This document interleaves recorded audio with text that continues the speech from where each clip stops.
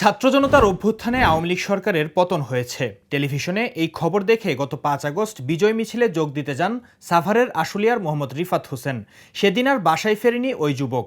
পরদিন ৬ আগস্ট আশুলিয়া থানার সামনে যেখানে পোড়া লাশগুলো স্তূপ করে রাখা হয়েছিল সেখানে যান রিফাতের বাবা লুৎফর প্রামাণিক। সেখানে থাকা একটি লাশ নিজের ছেলের মনে করে সেটি নিয়ে বগুড়ায় চলে যায় তার পরিবার। সেখানেই দাফন করা হয় রিফাতকে। মিলাদ পড়িয়ে আবার আশুলিয়ায় ফেরেন তার বাবা মা। এরপর সামাজিক যোগাযোগ মাধ্যম ফেসবুকের কল্যাণে তার বাবা জানতে পারেন রিফাত বেঁচে আছে। আমার ছেলে ৫ তারিখে আন্দোলনে যায়, পরে ৫টার সময় ফোন দেয়, ফোন বন্ধ, খুঁজে পাই না, হাসপাতাল খুঁজে পাই নাই। পরে আমি ৬ তারিখে একটা পোড়া লাশ আসলে থানার সামনে গাড়ির মধ্যে নিয়ে আমার ছেলের মতো দেখতে লেগে আমি কাফন দাফন করে খুব কষ্ট পাইছি আমি। কষ্ট তার কি কম, আমার এক নাই ছেলে।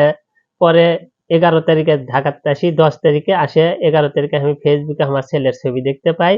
পাওয়ার পরে ওনার বন্ধুরা পাইয়া আমাকে এনাম মেডিকেলে লেগে আমার ছেলের দেখা হয়, ওখানে যে এদিকে আমার ছেলে কিছুই পায় না। গত ১১ আগস্ট গণমাধ্যম কর্মীর পক্ষ থেকে ফেসবুকে ৩০ সেকেন্ডের একটি ভিডিও ক্লিপ পোস্ট করা হয়। সেই পোস্ট সাভারবাসী নামে একটি ফেসবুক গ্রুপে শেয়ার করা হয়। এতে বলা হয়, রাকিব নামের একজন এনাম মেডিকেল কলেজ হাসপাতালের নিউরো আইসিইউতে চিকিৎসাধীন, তার গানশট ইনজুরি। গত ১১ আগস্ট সাভার এনাম মেডিকেল কলেজের যে ডিউটি ম্যানেজার আছে ইউসুফ, তিনি আমাকে সকালে ফোন দেন এবং বলেন গত ৫ই আগস্ট মাথায় গুলিবিদ্ধ হয়ে এক কিশোর সাভার এনাম মেডিকেলের নিউরো আইসিতে চিকিৎসাধীন রয়েছে, কিন্তু তার কোনো পরিবারের সন্ধান পাওয়া যাচ্ছে না।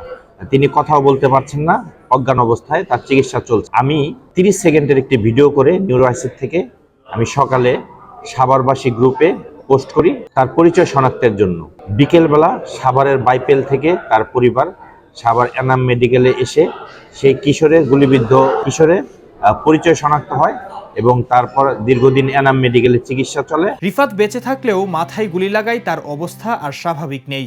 তিনি একা হাঁটতে পারেন না, কোনো কাজও করতে পারেন না। ঘুমের মধ্যে হঠাৎ কান্নাকাটি করেন। মা বাবাকে একবার চিনতে পারেন তো আবার চিনতে পারেন না। চেষ্টা করে যখন কিছু মনে করতে পারেন না তখন হাউমাউ করে কান্নাকাটি করেন।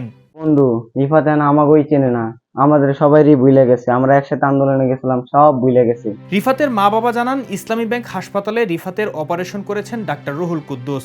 এনাম মেডিকেল ও ইসলামী ব্যাংক হাসপাতাল কর্তৃপক্ষ রিফাতের চিকিৎসার খরচ নেয়নি, কিন্তু রিফাতের জন্য ওষুধ, পুষ্টিকর খাবার, তাদের ১১ বছর বয়সী এক মেয়েকে মাদ্রাসায় পড়ানো, বাড়ি ভাড়া সহ বিভিন্ন খাতে এখন অনেক খরচ হচ্ছে। সেই ব্যয়ভার বহন করাও গুলিবিদ্ধ রিফাতের পরিবারের জন্য কষ্টসাধ্য।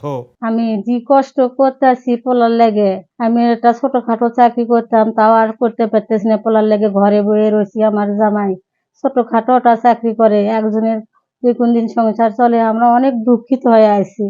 এখন আমি পোলা খাওয়াই মুখি, নিজেরা খাই মুখি, এর মতো আমার সমর্থন নাই। আমার পোলাটা কাকু চিনতে পারে না, কারো পড়াশোনা করতে পারে না, বেরেনটা একবার নষ্ট হয়ে গেছে, চেনে হয় নাই, ভুল ভালান্তি বলে। এখন পোলাটা আসলে আমি কি করবো নিজেও ভাবে বুঝতে সারের বাইনে। এখন দেশ স্বাধীন করবে যাই আমার পোলা গুলি খেয়ে এখন অসহায় হয়ে পড়ে রয়েছে। এখন স্থানীয় রাজনৈতিক সামাজিক সংগঠনের তরুণেরা আর্থিক সহায়তা নিয়ে তাদের পাশে দাঁড়িয়েছেন, তবে তারা সরকারের কাছ থেকে সহায়তা চান। গুলিবিদ্ধ অবস্থায় যখন মেডিকেলে ভর্তি ছিল রিফাত, তো এলাকা থেকে যে যা পাচ্ছে সাহায্য করছে, আবার জামাত ইসলাম থেকেও ওনারা যথেষ্ট পরিমাণ সাহায্য করছে, মেডিকেলের যাবতীয় খরচগুলা ওনারা বহন করছে। তো এখন তো মেডিকেল থেকে বাসায় আসছে, কিন্তু ওর ফ্যামিলির আর্থিক অবস্থা খুবই খারাপ।